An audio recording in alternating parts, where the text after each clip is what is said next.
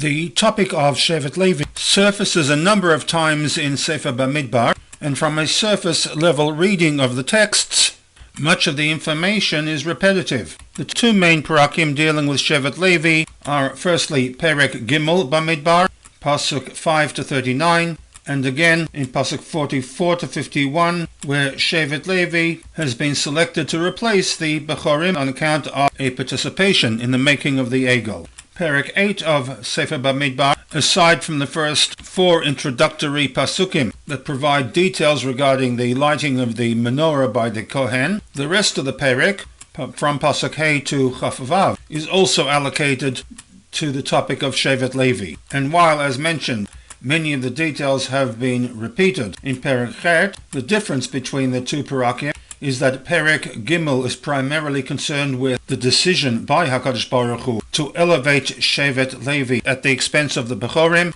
and their role to the Kahuna, whereas in Perek 8 we have the actual implementation, the induction of Shevet Levi into their new role. Teasing out the subsections to the second component of Perek 8, the implementation, the induction of Shevet Levi, we have four subsections. Firstly, Pasuk 6 to 14, we have the actual preparation of Bnei Levi for their induction, a process of Tahara, and the bringing of certain Karbanot.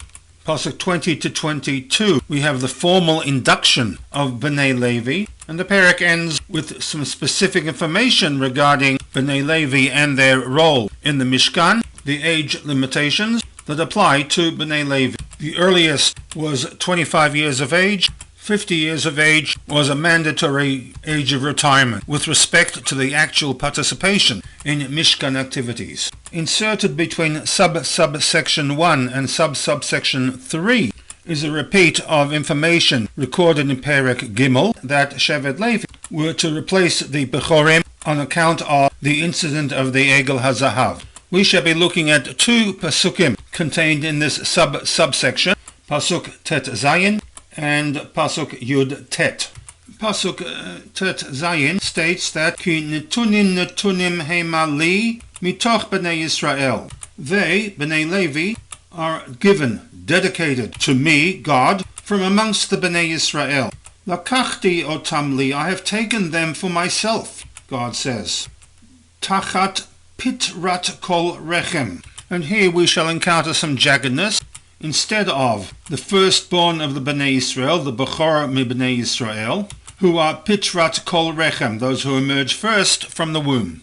Pasuk Yutet, and here I draw from the translation of the Gutnik Chumash, Va'etna et halavim mitoch Bnei Yisrael. I have given Shevet Levi from amongst the Bnei Yisrael netunim, the Aaron Levanav, as a gift to Aaron and his descendants, la'avod et avodat Bnei Yisrael ba'ohel moed, to carry out the service at the Ohel Moed on behalf of the Bnei Yisrael.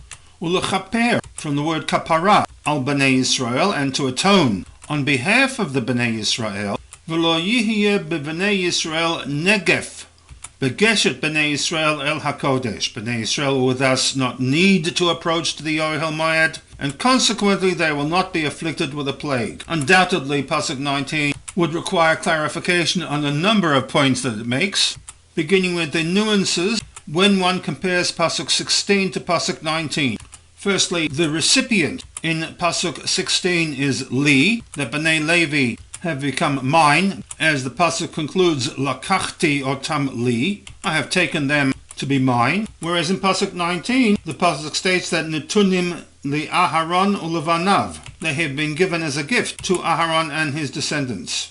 More importantly, and one that is germane to the SICHAH, is that in Pasuk 16 we have a double Netunim, Ki netunim hema li, whereas in Pasuk 19 there is no repetition, Netunim li Aharon ulevanav. Rashi addresses the repetition of the word netunim, and based upon the Medrash Agada, suggests that the netunim reflect two areas in which Bnei Levi were involved. Firstly, netunim lemasa. Bnei Levi had the responsibility of transporting the dismantled Mishkan, and netunim leshir. They had the responsibility of providing musical accompaniment during the avodah. Which brings me to the last of the 9 questions raised by the Rebbe in the SICHAH. On the assumption that Rashi forewarns all Pshuta Shel Mikra difficulties, Rashi addresses the double Netunim in Pasuk 16, which begs the question that theoretically this commentary and explanation for a double Netunim should have been made by Rashi the very first time that we come across a double Netunim, and that is in Bamidbar 3:9, where the Pasuk states, Netunim Netumim Hema Lo, that Shevet Levi have been allocated to him, Aharon, Me'et Bnei Yisrael. Where here we also have a double Netunim, yet no commentary regarding the repetition is offered by Rashi.